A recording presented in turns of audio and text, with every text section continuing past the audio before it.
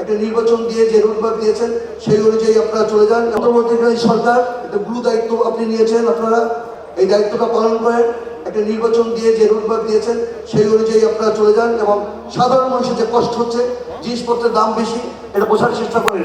এটা না বুঝলে মানুষজন অত্যন্ত বেদনার্থ এবং শোকাহত, মানুষজন খেতে পারে না, পড়তে পারে না, জিনিসপত্রের দাম বেশি। এই বিষয়টা দেখতে হবে। আইন শৃঙ্খলা বাহিনীর যে দায়িত্ব, সেই দায়িত্বটাও তাদের পালন করতে হবে। এই ব্যাপারে আপনাদের যথেষ্ট রকমের সোচ্চার থাকতে হবে। প্রিয় ডেলিগেট ভাই বোনেরা, আপনার 4টা বছর খেলেছেন, কষ্ট করেছেন।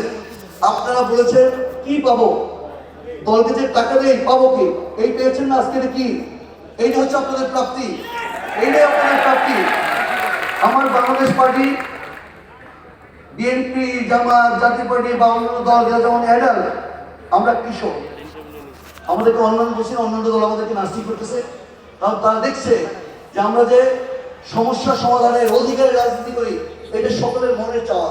অতএব তারা আমাদেরকে যুদ্ধ বদলে কংগ্রেস হিসাবে দিচ্ছে, শত্রু হিসাবে পরিগণিত করছে না। এটাই আমাদের পাওয়া, এটা আমাদের অর্জন। আপনাদেরকে প্রস্তুত থাকতে হবে নিজের খেয়ে বনের মোষ তাড়ানো।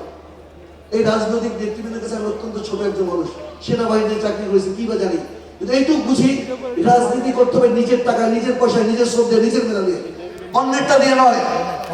তাহলেই বাংলাদেশে সাধারণ মানুষের অধিকারটা রক্ষা হবে।